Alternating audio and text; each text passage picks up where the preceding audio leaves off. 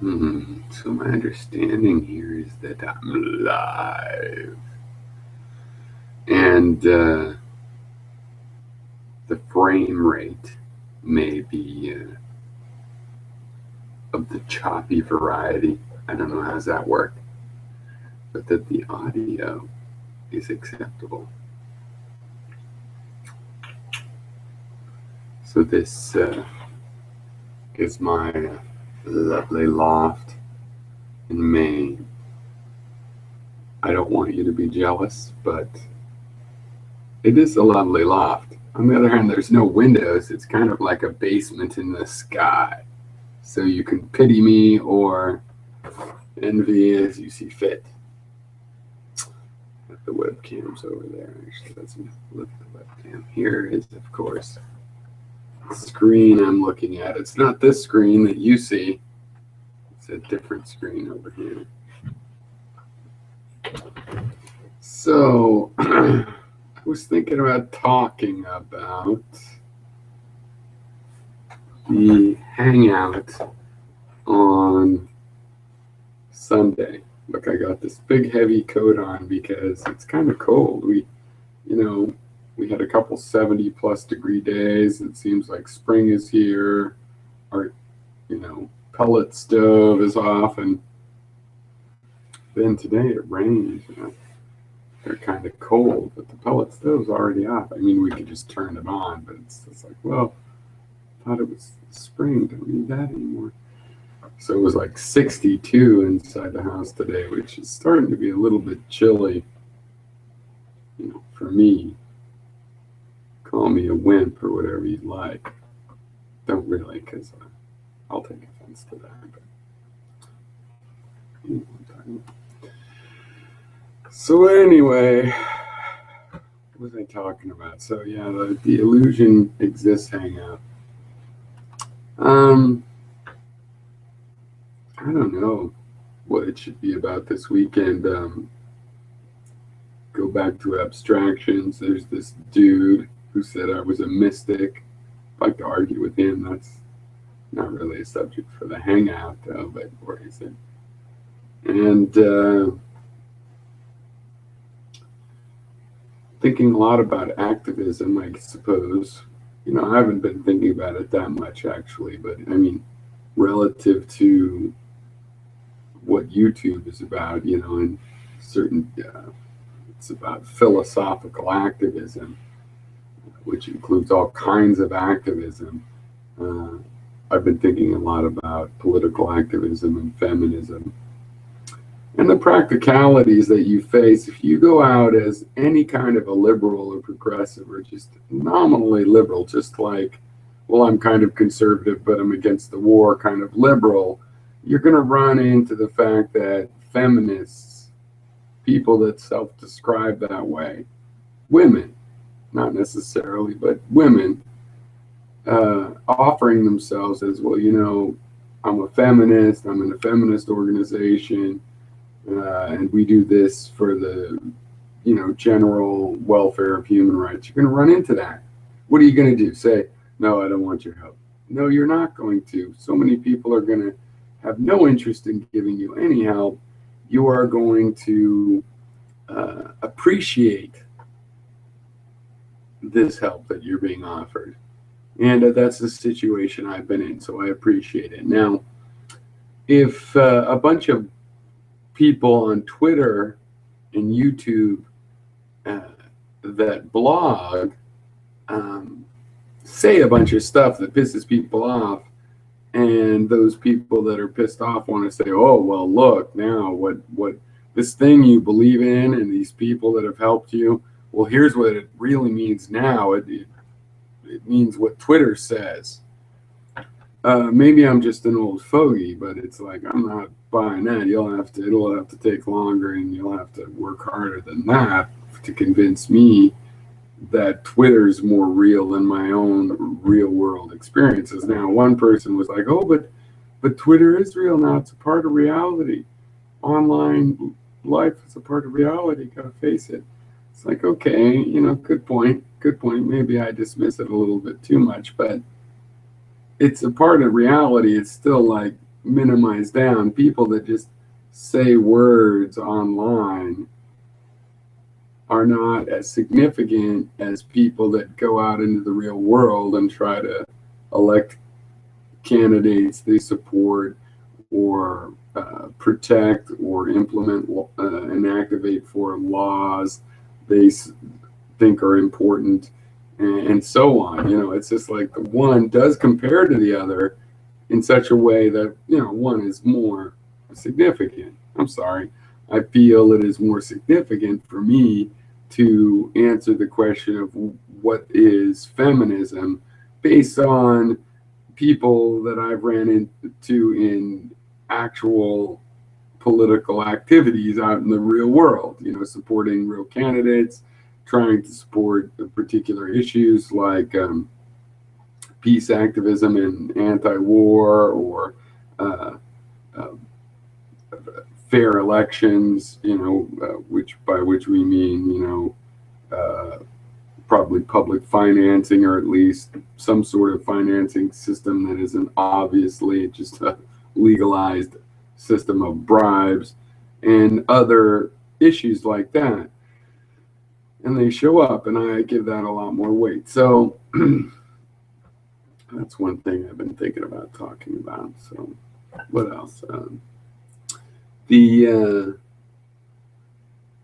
abstract notions and the ontology of reality, you know, those are always at issue. And this guy, Todd, someone, Reinhardt maybe, or something like this, that left a snarky comment on some 4-year-old video.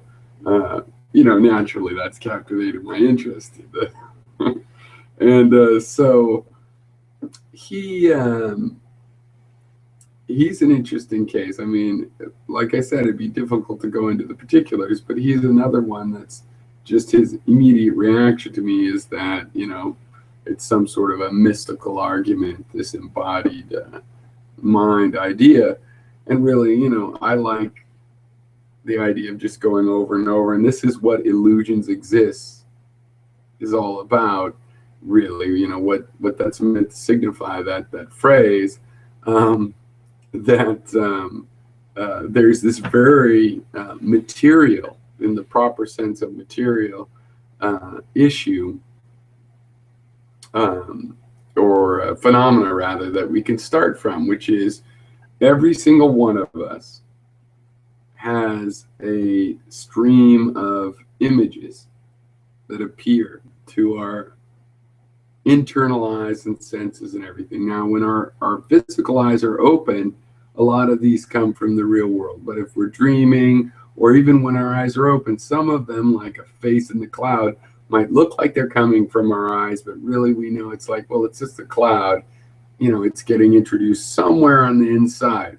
So we know this, and it's not just visual space, it's sound and all the 5 senses, certainly, but even beyond the 5 senses, it's, you know, how hungry do you feel, and is it that feeling in your stomach or your chest, or, you know, is it how, you know, do you feel sad? All of these emotions are also basically analogous to sensory spaces, just like vision and sound. And you can have a feeling that, you know, sadness is different from a feeling of anger, right? And you could have both maybe at once, or just one, or just the other, and you could tell the difference because, you know, sadness and anger are in their own space to some degree.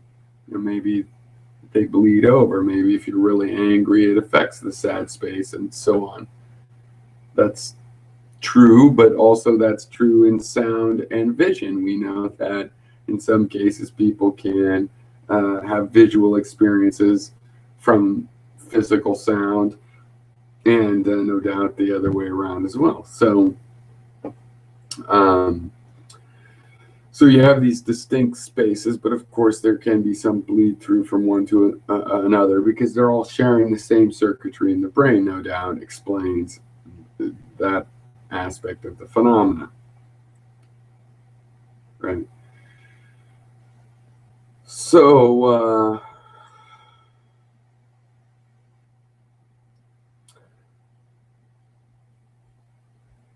to me, the idea that the very basic, the bottom level of epistemology of knowledge, right? And mind you, that there's a classical idea that at the bottom level are self-evident axioms that don't need to be proved. They prove themselves or something.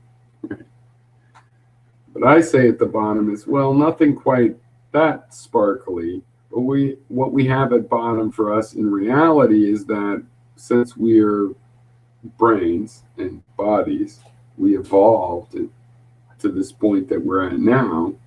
What we have is the information that brain produces, and the brain's not simple, so it could be complex, and so it is indirectly related to the real world. I believe information comes in through our physical senses and through our body, and but it's obviously, we can tell, processed a lot until it gets to the point that I actually feel like it has arrived to me, my conscious brain. For example, I have two-dimensional, right? This eye is a two-dimensional data device, and this one's a two-dimensional measuring device. But when I use them, I don't see two-dimensional pictures. They're already combined into a three-dimensional world. We know that obviously has some significant amount of sophistication to it, so there's really an arbitrary amount of sophistication in the processing up to the point where it gets to my conscious mind, and I'm like, oh, look, I see my coffee cup. Very little, but still some coffee. I perceive a coffee cup, not two pictures with parallax and everything. So all kinds of processing is going on under the hood. I think that shows, right?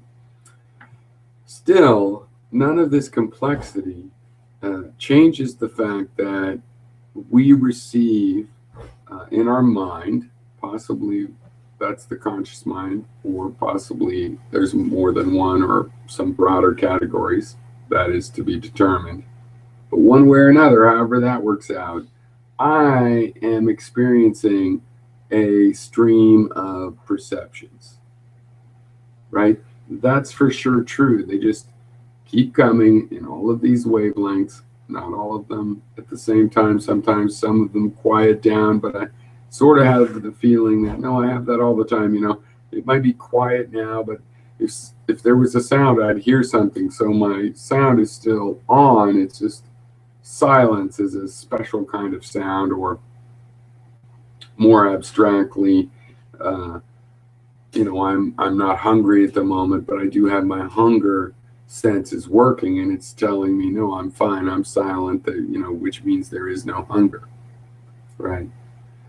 So again, there's all these tangents and side issues because of the brain being an evolved organ that is, complex, but it still keeps, maintains the property of being resolvable as a stream of imagery. And again, imagery, visual imagery, imagery in the sense of sound, imagery in the sense of touch, imagery in the sense of smells, imagery in the sense of any sense space, right? For things that occur in time and over time, right? Feelings, really. Feelings that we call sensations or whatever, but any feeling that you get, that what you would possibly call a feeling, is this information source in one of these information spaces or bands, be it visual or sound or some combination of them, right? So the point is, this is not a mystical theory. This is a very mechanical theory. The perceptions are coming through. Information is an idea that we use to relate a perception at one moment to the perception of another, or I would say more accurately, that we relate that when we take an interval of a perceptive space in one or more perceptive dimensions, that interval, that segment, is our basic concept. That's what we identify, right? And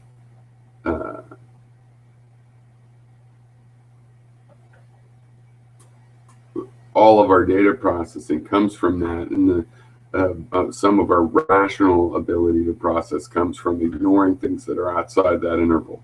It's a necessary part of processing this information. So